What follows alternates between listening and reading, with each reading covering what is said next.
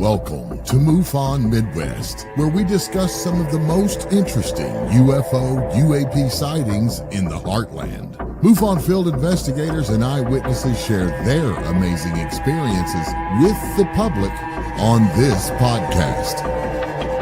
And now, here's your host for MUFON Midwest, Margie K.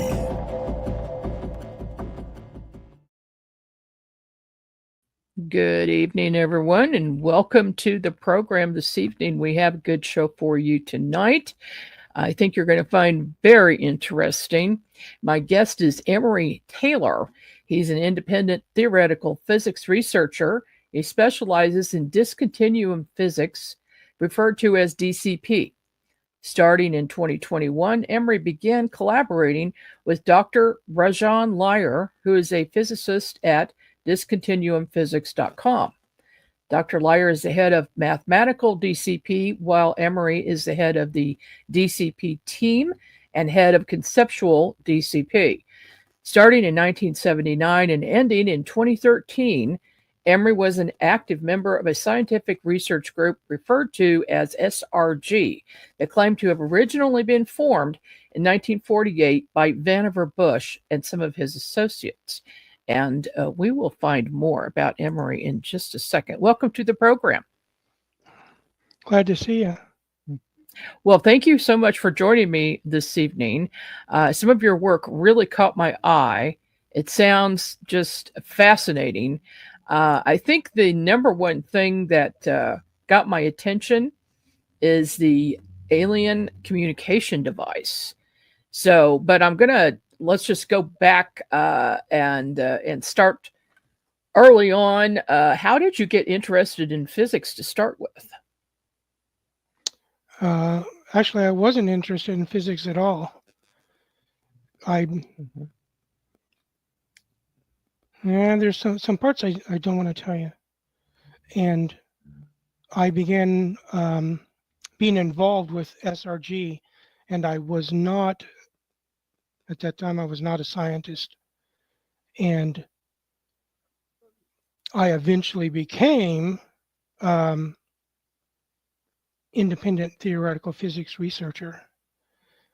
And maybe it's better if I tell you a little story. And since we're gonna talk about the alien communication device, I'll tell you a little story about that. Okay, sounds good. All right, I was part of in SRG, they have different sections, and the section I was involved with, it had a nickname, and the nickname was the Black Cross. And I was engaged in 4 research projects for SRG as a member of the Black Cross. And I don't talk about the first project, but the other 3 projects, one of them was about a UFO as a weapon. Another one was about missing time as a weapon. And another one was an alien communication device as a weapon. And we'll focus on the alien communication device one. Okay. All right. See, there's parts I'm trying not to tell you about the Black Cross. So I'm going to skip that part that I don't want to tell you. I went to a meeting, and one of the heads of SRG was there, and they asked me to be involved in the project for the alien communication device as a weapon. And of course, I wanted to know, well, what the hell is the alien communication device? I had no idea what they were talking about. And they described the alien communication, well, this individual described the alien communication device to me. And I told them at that time I was not interested in being involved in the project. And this person, I keep referring to they, because usually there's more than just one person in the room. That I was never alone with just one person, but only one person was doing the talking. So Okay. I'm frequently saying they, even though it's just the one person who's doing the talking. And I said, because, well, I don't believe you. And that was pretty much the end of the meeting. And what I was saying is, what he told me about the alien communication device as a weapon, I didn't believe it. I thought, well, this is just far-fetched science. Now, I didn't say this to him. I just said, because I don't believe it, and that was the end of the conversation. But in my mind, I'm thinking to myself, this is just far-fetched scientific or sci-fi fiction, bunch of malarkey. And so I was not interested, and that was the end of the meeting. Well, sometime later, and I'm just going to say it that way because, again, there's things I'm not going to talk about. I was again in a meeting with SRG, and again, one person's doing the talking, but we are not alone in the room. And on this, not only was there one or two other people from SRG, there was a particular person from SRG that was there, and there was this young woman that was there.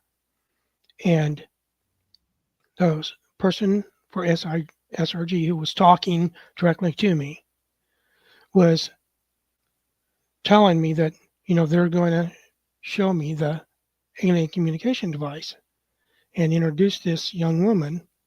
Her name was introduced to me as Rosalita, and that she was a courier and that she had brought the alien communication device over from Europe. And she took this thing out of a briefcase and she laid it on the table. And there's this, because the guy talking to me is an SRG man, there's this other SRG man in the room who typically is never there. It was the first time I actually saw this individual. And he asked this individual to put this other device on the table, and which he did. And the two devices looked exactly alike. I couldn't tell one from the other. And the way I'm going to describe it is it's shaped something similar to a cell phone. And it was black, but there was also a purplish color to it. And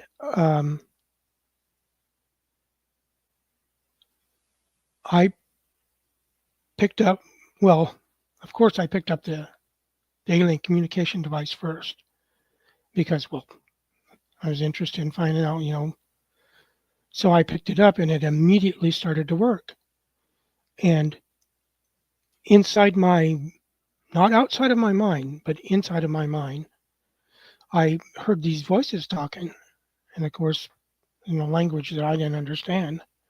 And I started seeing this vision, and in the vision there, I could see what we commonly refer to as icons. And I focused on one of the icons, and everything changed. The other icons were gone, and now something else was going on, and you could see, aliens doing something, and you can hear a voice saying things, but it's in a foreign language, so an alien language. So I had no idea what the heck they were talking about. But the point was, this is what they had described to me, SRG had described to me, and that I thought was, just nonsense, and why I said I would not participate in the project. Well, I set that alien communication device down, and then the other one, the one the SRG man had, and it sat on the table.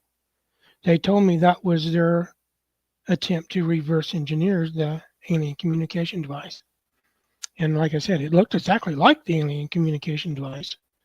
And I reached over and I picked it up, and I immediately noticed, well, two things.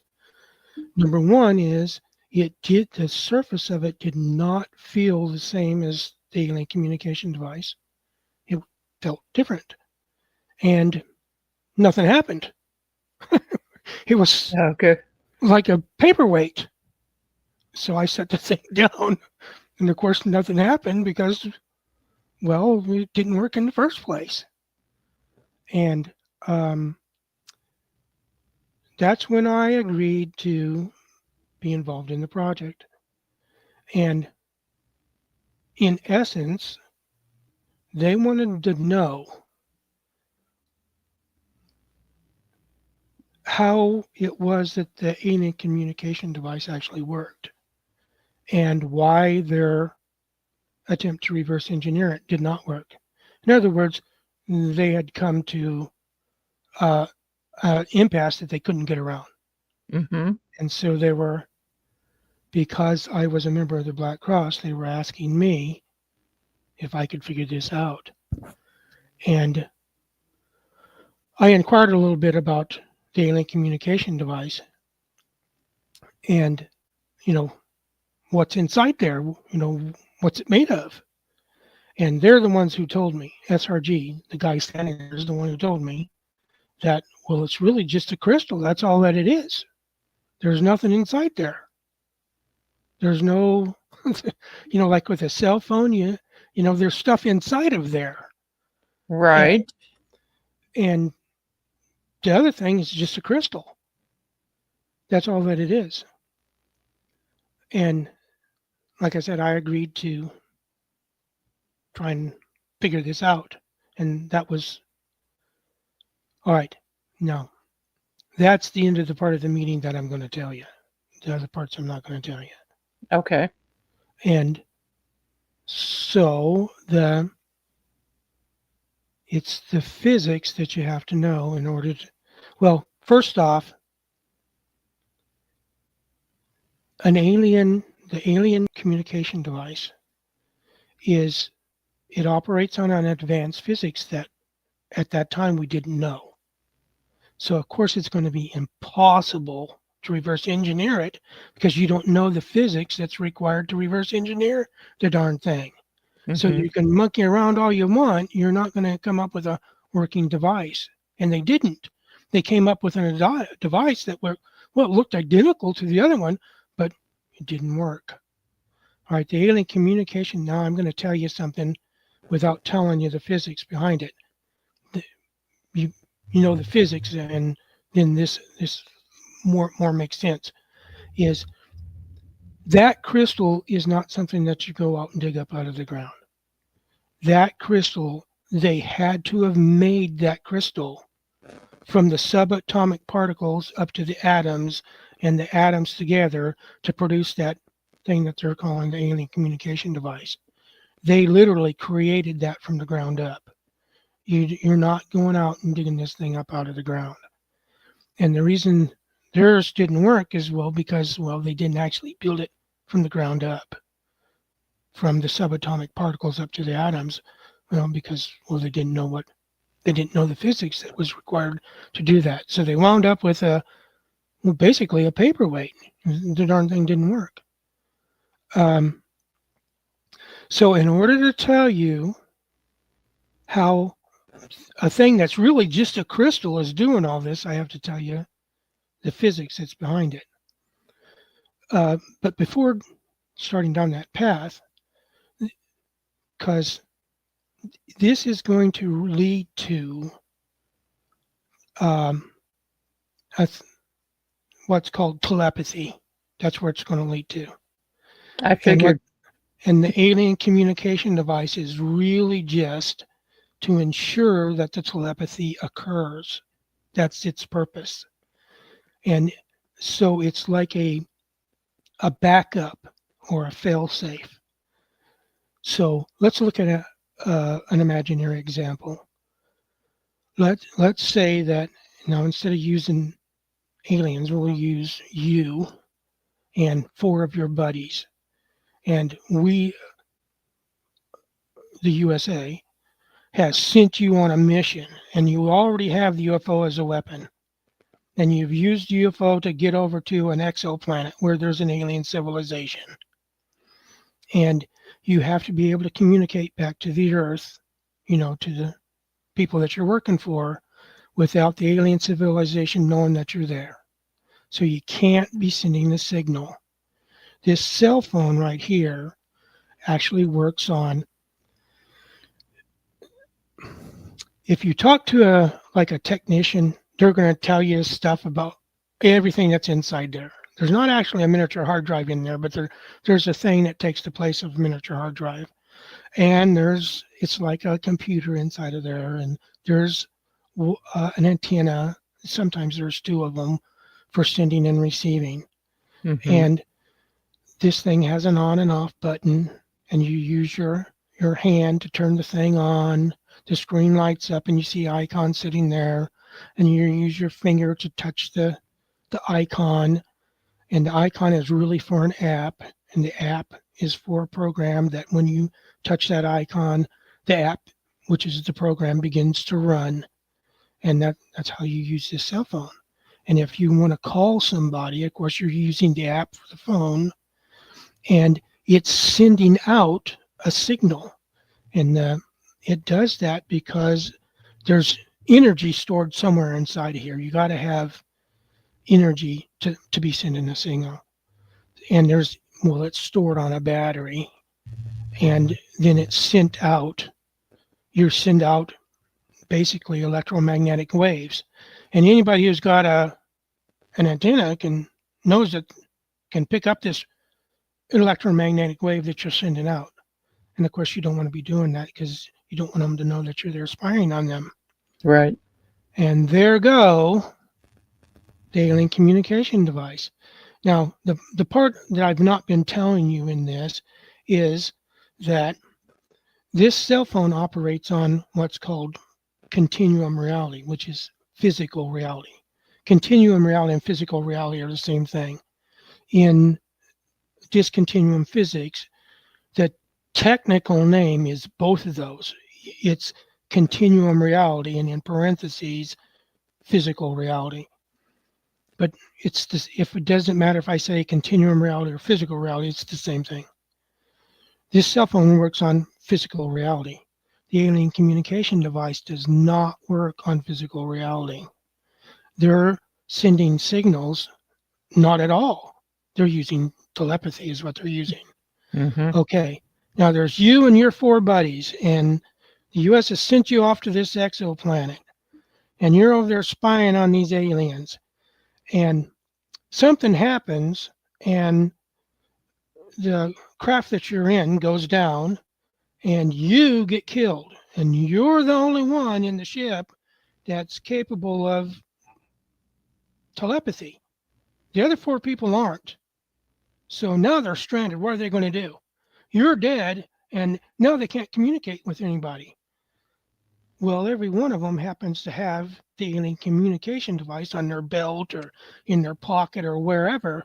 And all they have to do is grab hold of it, and it immediately starts working. Now, even though they themselves are not capable of telepathy, now they are because they got a hold of the device. Wow. That's what the alien communication device is for. It's a fail-safe. So when the aliens are out on a mission, some of them might not be capable of telepathy. And if something happens to the person that is capable of telepathy, they have to have the device as a fail-safe, as a backup. And Mm-hmm. that's what it is. That's really the only thing that it is. I have got so many questions. Where did they get this device? Directly from ETs? That part of the story they didn't tell. All I know is what they told me. Rosalita was the courier and brought it over from Europe. That's the only part I know. Now, I would assume they somehow got it from aliens because it's nothing but a crystal and the darn thing turns on. And when you focus on what we call, an app, it opens up. And in the one I was looking at, these aliens were running around in there doing something. And there was talking going on. I didn't understand a damn word of it, of course. So wow. Obviously they got it from somewhere. Does the device only communicate with one alien species? How would I know? They're talking in a language I don't understand. Okay. Are you going to get into any trouble talking about this in public, or did you sign a non-disclosure? No. SRG is not part of the industrial military complex. It's not part of the military, and it's not part of the government. Now, I keep saying they, but typically I'm talking to one person, but they're never in the room with me alone. There's always somebody in the room who is armed to the teeth. And occasionally there's other people there. So I'm never actually alone in the room with the SRG man. So I will often say they, even though it's just one person who's speaking to me. The other people are not speaking to me. Okay. And SRG they just told me that this woman's name was Rosalita, and she brought it over from Europe. And besides that, I have no idea. Now, they, meaning SRG, told me that SRG was started back in 1948, and that it was started by Vannevar Bush and some of his associates. And the reason it was started, and it was Bush's idea, is that, well, basically Bush was ousted, if you know anything about Vannevar Bush in the end of World War II. He was basically ousted. And Vannevar Bush is, and there's a book on Vannevar Bush there's a couple of books written by him, but there's an autobiography that's written by another person that you can go and read. Vannevar Bush was not a person who liked being slighted or ousted or anything like that. And he liked to get even with people. And he liked to be in charge. He didn't like people bossing him around, telling him what to do. And he would go sometimes to great lengths to get even with people. And when he was ousted, he decided that he was going to, well, at the time he had disagreements with people who were in government, and he had disagreements with people who were in the military. And he was we're back in the 1940s. In 1960 something, who was it? I think it was Eisenhower was talking about the industrial military complex. Yes. Well, one of the architects of that prior to 1960 was in fact Vannevar Bush. He was one of the architects of the original industrial military complex. And he knew that, well, he was already aware of the Foo Fighters that occurred during World War II. So he was already aware that there was something going on in the sky that wasn't by any nation on this earth. So there was something here that didn't belong here.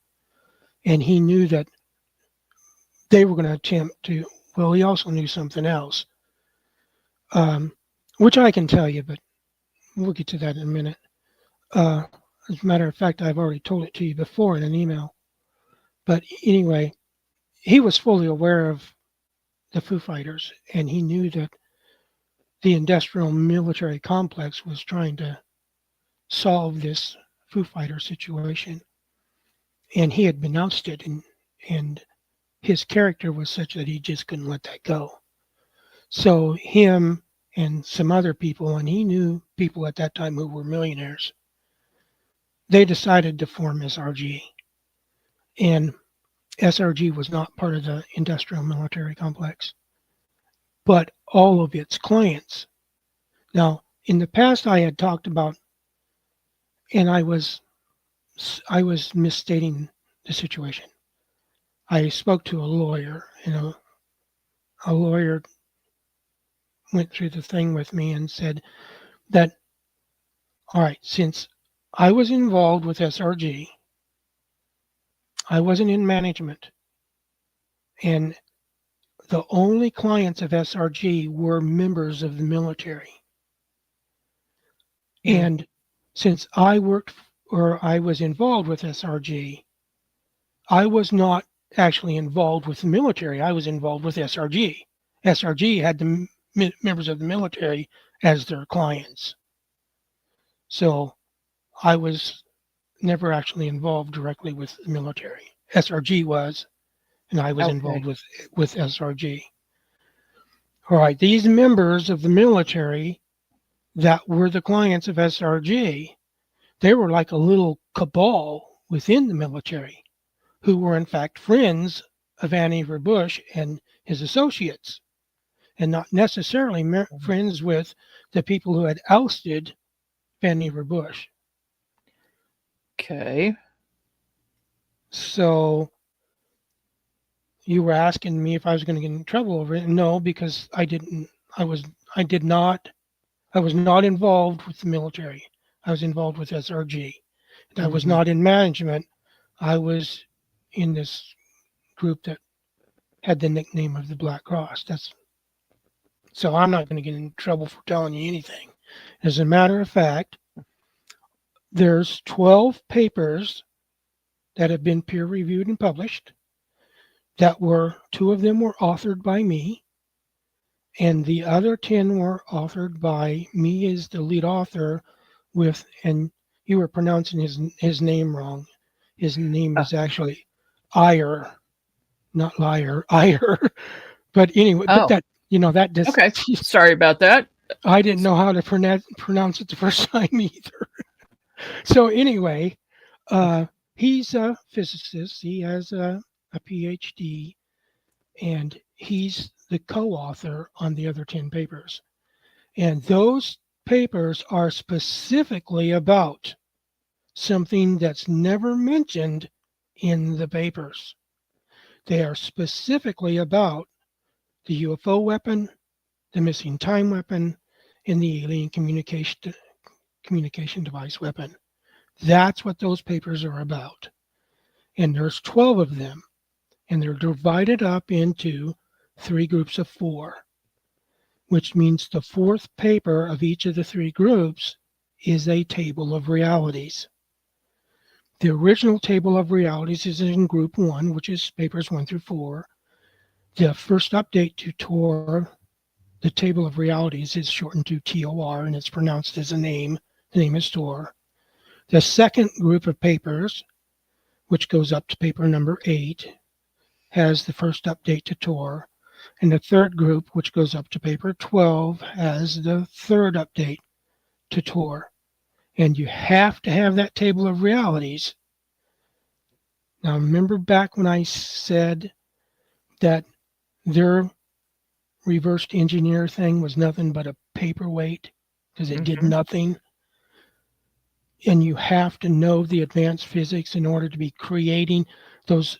Aliens created that thing from the subatomic level up. Well, first you have to know that there's different realities. That's the first thing you have to know. And I explain it in reverse order because it's easier to understand. Now, Einstein, everybody knows who Einstein is, and you know that he wrote Relativity. And most people know that relativity is actually 2 separate parts. One is special relativity, and the other one is general relativity.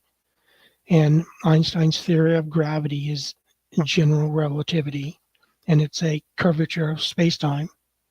And in special relativity, the space-time is there, but nothing's curved, and the time dilation and length contraction are also there. Okay, and the 2 of them, special relativity and general relativity, are together just relativity. Now, relativity requires the continuum concept. And a property of the continuum concept is infinite divisibility. And a lot of people are familiar with this for the real number line, I believe is the term that's used in mathematics. And you have this line, and in the middle there's the 0, and over on the right-hand side there's the positive numbers, over on the left-hand side there's the negative numbers, and there's also the rational and irrational numbers. It's just all the numbers. All right, between any 2 points of the number line, there's an infinite number of points between those 2 points. So a property of the continuum is infinite divisibility. And the year after Einstein wrote special relativity in 1905, he wrote general relativity. Well, there were several papers on it, but generally they say that it was 1915. And the very next year, in 1916, he wrote this book for the general public about special and general relativity, and it was for anybody who had graduated high school. For example, you're going to be a first-year college student. That's who it's for. Mm-hmm. And in there, he's explaining to the reader what a continuum is, and he uses a marble tabletop for that purpose. Okay, we're going to stop right there. Einstein died in 1955. In 1954, Einstein wrote 3 letters, and it's actually less than a year from the time he wrote the letters to when he died, but we'll just say approximately a year. And in those letters, he speculates that physics cannot be a continuum-based physics. And remember, relativity is based on the continuum. Mm-hmm. He says it must be a dis-continuum physics, and that the continuum concept, along with space, time, and differential quotients, but we won't go into that part. We'll focus more on the continuum, space, and time. They have to be discarded as being fundamental. They're not fundamental. Okay. Now, Einstein's the one that said that in those letters. Now, what Einstein was saying is relativity is not fundamental. He's saying general relativity is not fundamental and special relativity is not fundamental. They both got to get replaced because he's interested in fundamental theories, not theories that are not fundamental. Okay, for general relativity, you have to replace gravity. And in general relativity, gravity is a curvature of spacetime, so that's going to have to be replaced. Over in special relativity, there's time dilation and length contraction that are considered to be, well, real. All right, they can't be real. They have to be apparent, not real. And this should be telling you, because these are measurements that you're making, that there's something wrong with your measurement system. Your measurement system that you're using is causing you to think something that's really just apparent is in fact real when it's not real. So there's something wrong with your measurement system. And the other one is space-time. And so space-time is going to have to get replaced. And that's the one that I'm going to focus on. We're not going to deal with the space and the time, although that's dealt with in those papers that were published, and you can read them. They're for the general public. They're conceptual papers. You can go and read them at dis-continuumphysics.com. And some of them do have math in it. But right before the math, I tell you what the math is going to tell you. And right after the math, I tell you what the math just told you.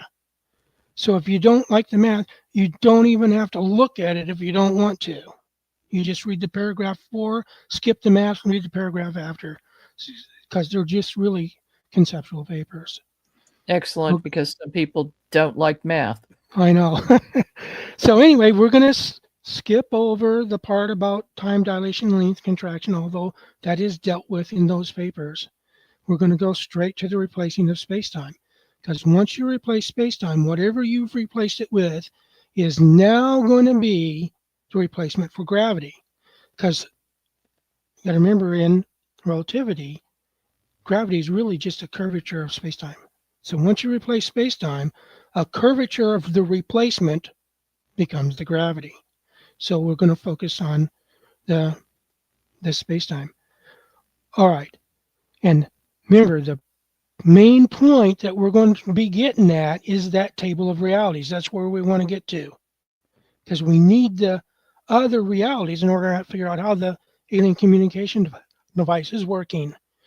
And I'm not going to go through the whole thing. You can read the paper. You can go through all that about the replacement for space-time. What I'm going to tell you is we use the balanced energy ledger in order to replace space-time. And the balanced energy ledger is that in a closed system, you can't create energy out of thin air, and you can't just destroy energy. The energy has to stay the same. So if you do something over on one side that's taking away some energy, over on the other side, something's got to be acquiring that energy, and vice versa. So your energy ledger is always balanced. It's not, out of balance. All right, in order, and I'm not going to run through the whole thing. Simplify it. Right. The reason the energy ledger has to be balanced is because of the conservation of energy. In a closed system, you're not creating or destroying the energy. All right. We're going to replace space-time. And in order to do that, we need this, to keep our energy ledger balanced, we need this thing called unlimited disembodied energy. And that's shortened to UDE. And there's going to be two energy fields that are different energy fields, but they're part of each other. When you have one, you have the other. You remove one, you remove the other. You have to in order to have the balanced energy ledger. And if you remove one and remove the other one, or the one, which depending upon which one you're talking about, reverts back to being the UDE, which is the unlimited disembodied energy. And things like particles come from a quantum fluctuation of the UDE. And as soon as a particle comes into existence, it becomes one of the energy fields. It's energy that's embodied in matter. And the rest of the field turns into energy that is not embodied in matter. Okay, the energy that's embodied in matter, that field is referred to as an EED field. And the energy that is not embodied in matter is referred to as a DED field. And these two fields are part of each other.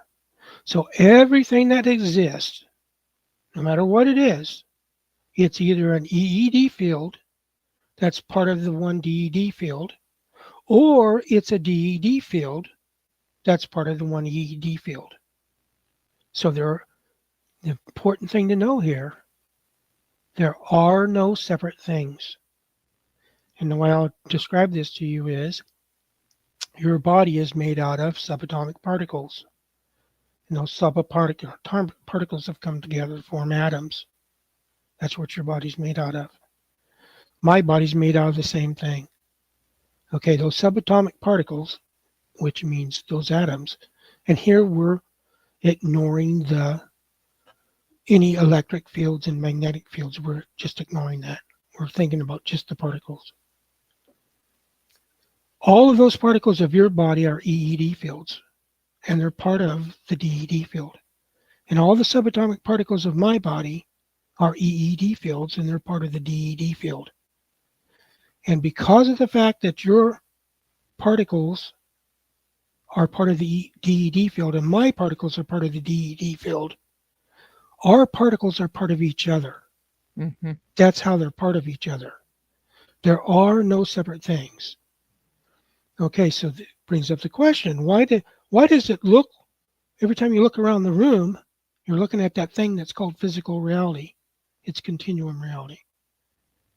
Well, why does it look like they're separate things? Why is there a me over here and a you over there? Why does it look like that? Because you're staring directly at, you look around the room, whatever you're looking at, you're staring directly at continuum reality, physical reality.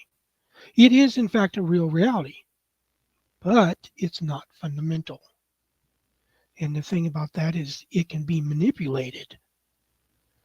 There are, in fact, other realities, and we got to get that table of realities so we know what those realities are. Okay. Now, remember I told you about Einstein and relativity being based upon the continuum concept, and the concept requiring the property of infinite divisibility, and Einstein saying, well, this just can't be. This stuff isn't fundamental. What he's telling you is there's a different reality. That's what he's telling you. Mm-hmm. So now you got to go looking for it. And we've replaced now the replacement for space-time, which is the energy embodied in matter, which is an EED field, and the energy that is not embodied in matter, which is the DED field, and they're part of each other.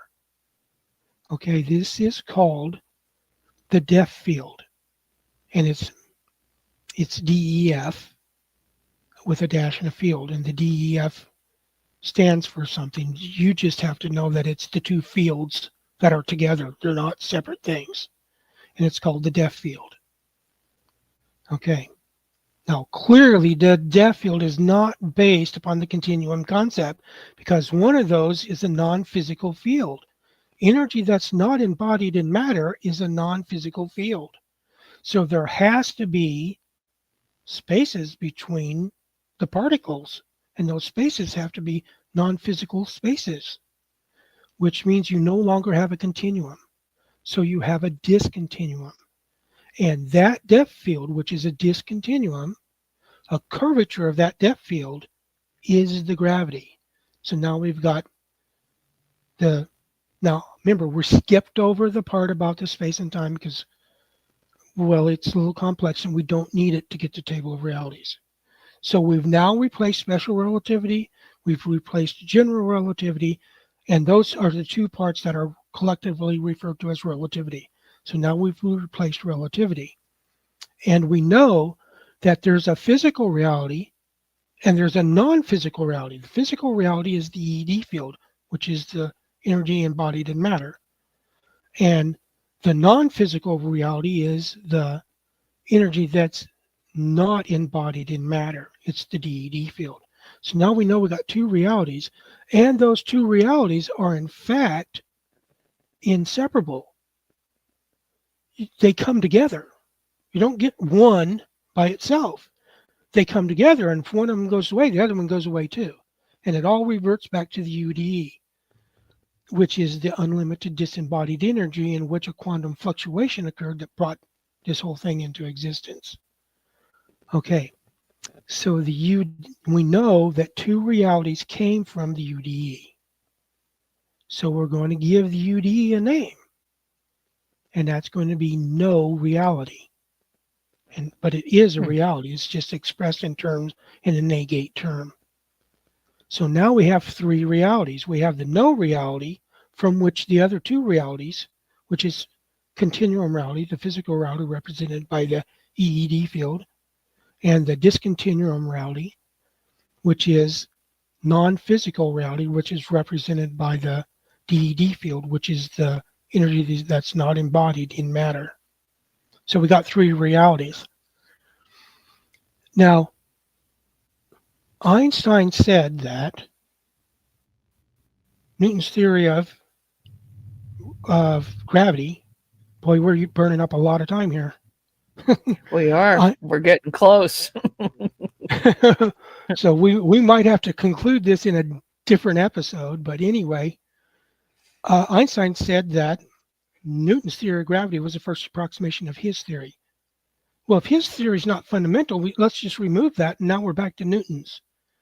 And all these years since Newton died, a lie has been being told about his theory of gravity.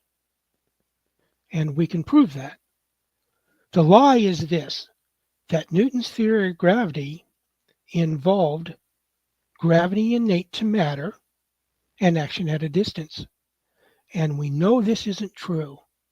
We know that Newton wrote letters to two people, Richard Bentley and this other guy, I can't think of his name right at the moment. And in the letters to Richard Bentley, he said, don't be saying that I proposed gravity innate to matter because I did not. And don't be saying that there's action at a distance because I didn't say that. Trouble is, Newton died in 1727. And after that, they just, and this is called the wrong conclusions problem. The physicists of the time, well, they weren't really called physicists, I don't believe. They were there was a different name for them. But anyway, they continued down the path of the wrong conclusions, and it's called the wrong conclusions problem. They kept saying that gravity was innate to matter and that there was action at a distance. When Einstein went to school, that's what he learned. And he talks about the action at a distance in some of the papers that he wrote. So you know he was taught that. He was completely unaware that Newton had disavowed this and had in fact introduced three realities. That's what Newton actually did. But nobody wanted to accept the three realities. So they just said, well, the heck with that. We're going with action at a distance and gravity innate to matter, which is exactly what they did. But if you go and read his book, and good Lord, is it huge. And it's partly in language that will seem odd to you. It's hard to understand it. And somebody has done a version of it that's in simple English, but I didn't look at that one because I wanted to see the original. And in the original, and the version that I got it behind me over there, that I looked at, I read through it. It's the Mott's, M-O-T-T-E or M-O-T-T-S, Mott's translation. In the back of it, this individual did an appendix for it. And he delves into the history of, and it's called the Principia Mathematica. And we'll just call it the Principia. That's Newton's book about his theory of gravity. This other, I think his name is Cajori. He goes into a history of the Principia and a history of Newton's ideas about hypotheses and a history of hypotheses that he had proposed as being the cause of gravity. And that in there is where I learned about these letters that Newton had wrote to Bentley and this other guy, where he disavowed this action at a distance and gravity innate to matter. And in there he explains that in the second edition, Newton made a whole bunch of changes in there. And two of the changes, and they occur in different places, so it happens more than just twice, but they're aimed at there not being gravity innate to matter, and there not being action at a distance. And in order to drive this point home, he tells you specifically, you don't think of a point as being a material thing. It's just purely mathematical. And when I say that gravity is the force, you're not to think of it as a physical thing. You're just to think of it as a mathematical thing. And the reason he was doing this is because in the letter he said he didn't know if the cause of the property of gravity is something that's a material thing or something that's an immaterial thing. He didn't know which one it was. And it was up to the readers of the Principia to decide for themselves. Is it something physical or is it something non-physical? Because Newton didn't know what it was. So what has Newton just done? He's just introduced three realities. Yeah. One is a physical reality, and the other one's a non-physical reality. And the reader of the Principia is supposed to decide between the two. And in the meantime, we're using this mathematical reality. You don't think of it as a physical thing. It's a mathematical thing. It's not a physical force. It's a mathematical force.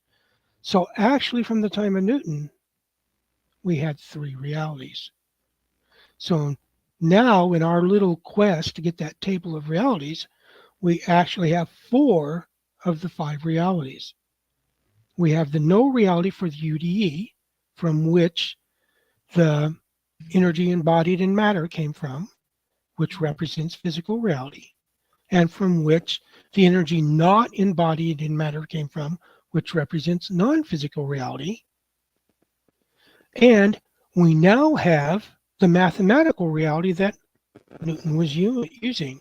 So we have 4 of the 5 realities that we need in order to be able to make, well, I'm going to leave the making of the device to other people. I'm a theorist. I'm not an instrumentalist or experimentalist or a I was materialist. I was hoping you were going to tell me you would build them, build some of those. But on Well, the other I'm hand, not, maybe that's not a good idea. well, I'm pretty sure they either did build one or they've been working on it since way back when they originally showed me the alien one. Because, well, I eventually did tell them what I'm telling you right now so that they knew that, well, you're going to have to use a different reality. You're going to have to use non-physical reality. Non-physical reality is the reality that's applicable to subatomic particles. And remember, I told you they built it from the subatomic particles up. The reason why, now remember, we're both part of the depth field, so we're not actually separate things. When you look at the table of realities, it shows you that the centerpiece is, and we're going to have to actually conclude this on a different episode, but anyway, it shows in the center of the table of realities, it shows you different things like a subatomic particle, an atom, molecules, human, a star, galaxy, that according to its size, different realities are applicable to it. Well, the reality that's applicable to subatomic particles is no continuum reality, which is non-physical reality. And in non-physical reality, we don't know much about it, so we have to, I'm trying to get race to the finish here. We have to think of it by using metaphors. Okay, in non-physical reality, all the subatomic particles that there are in the universe, which includes the one in your body and the ones in my body, or they're all thinking the exact same thing. They're all thinking, I'm the only subatomic particle that exists. I'm at the only place that exists, and that place has no size. And what I mean by size, it has no physical size. So in terms of no continuum reality, and remember, the alien communication device is working on no continuum reality. It's working on the subatomic level. Remember, I sent you on a mission with 4 people and you got killed, but the other 4 people were there and they weren't capable of telepathy, but you were. When they grab hold of that device, that thing that felt different from their paperweight, SRG's paperweight, was ensuring that the subatomic particles in the hand of your coworkers was in fact interacting with the subatomic particles of the alien communication device. And instantly the telepathy takes place. And now they're talking to somebody at, home base as though they were talking to somebody on a phone. And they're telling what an accident has occurred and you're dead and we're stranded here. You got to come get us. That the alien communication device is working on a different reality. And the next time that we speak, I'll explain to you how telepathy works and how most people don't actually experience telepathy. And I'll tell you the reason why. And some people do, and I'll tell you the reason why. And I have the I guess the proud honor of telling you tonight that just last night I received the acceptance letter from Physics Essays telling me that the paper that was authored by me and Dr. Iyer has been accepted for publication. And the title of that paper is The Conceptual Basis for Telepathy as a Natural Phenomena, which means physics has been extended now to include telepathy as a natural phenomena. Telepathy is no longer part of parapsychology. It is now part of physics. Well, I feel so vindicated. That is awesome, and I can't wait to read your paper. Um, and sometime I'll tell you some of the things I've seen and why I'm following you and seeing as remote viewing some of the things that you were talking about. So, wow, not simplified at all, but but Well, as simple as I can make it. exactly as simple as you could make it. Thank you so much for that, and definitely I'm going to have you come back.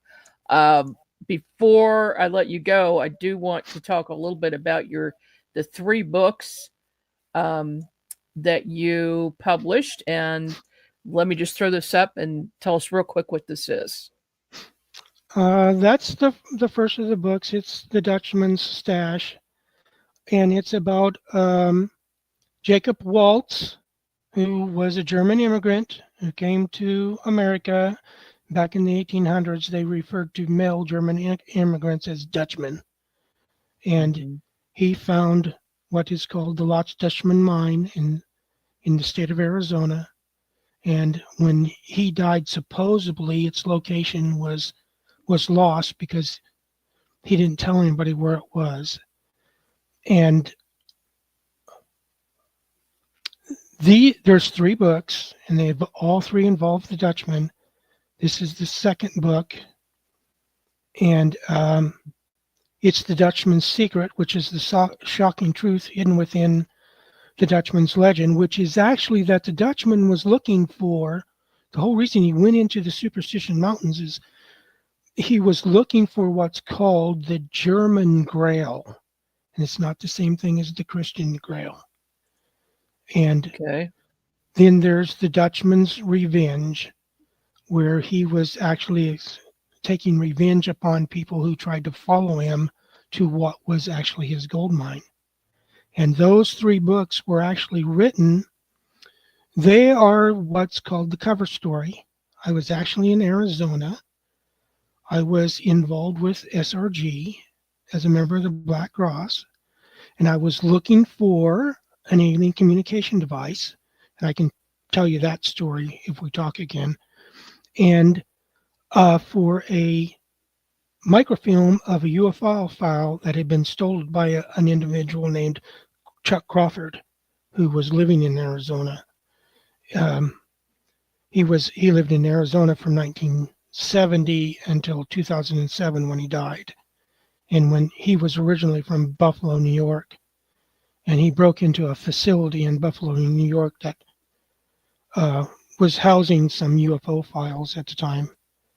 And why he did that is a whole story of itself. But anyway, he broke in and he stole some documents, and he was actually apprehended and thrown into prison. But there was one file they couldn't find. And when he got out of prison, he violated his parole and they threw him back in prison. And I think they made sure that he violated the parole because, well, they were mad at him. And when he did get out after completing his sentence, he left there and went supposedly on his way to California, but he kind of like made a beeline to Arizona. And I can tell you that story too. And the story I was told, and again, I'm being told by SRG, is that Crawford took one of the files. They had recovered all the others, but one of the files was not recovered, and that Crawford made copy of it on microfilm. He took the microfilm, he destroyed the file and took the microfilm with him to California. And one of the reasons I was there which is another different story from the microfilm story, to locate an alien communication device. And at the same time, they said, well, since you're there, can you locate the microfilm? And so these 3 books were to cover the story about the cover-up, or the covering up of my real reason for being there. Nobody knew I was there looking for an alien communication device. Nobody knew I was there looking for this microfilm. But I went on this Grail quest, and these 3 stories tell you all about the cover story. that was hiding the fact that I was really there looking for an alien communication device and looking for that microfilm that they want SRG wanted to get their hands on. You got to remember, SRG is not part of the military complex, industrial military complex. They knew this file had been stolen, and Crawford had made a microfilm of it, and they knew that was part of the industrial military complex, the place that he stole those files from. So they want to get their hands on that microfilm to see what the government thought was so damn interesting and important about that microfilm. So I was there trying to get my hands on it before the government agents got their hands on it. And were you successful? That's what those, well, I'm not going to tell you that part. That's what those three books are about. Okay. So do you tell us in the books if you were successful? No, I just tell you what other people say. Well, I see. I sent you a letter about a year ago now, or maybe 2 years ago, about the UFO project and how, well, the people running it tried to murder me and one of the two security guards, and how that all went down and turned out. So, I'll have to go back and find that. But that's something we can talk about another time. Yeah, all right, we will. Thank you so much for being on the show with me tonight, Emory, and hang tight there. Don't go anywhere yet. Appreciate it, and we will definitely be in touch. Okay, folks, that's another MUFON Midwest. I guess we're going to be doing another one with Emory. Gosh, fascinating stuff. Do check out Amazon, the Dutchman books, The Dutchman Secrets on Kindle at Amazon. And grab those. Let me know what you think. And we'll see you here again next time.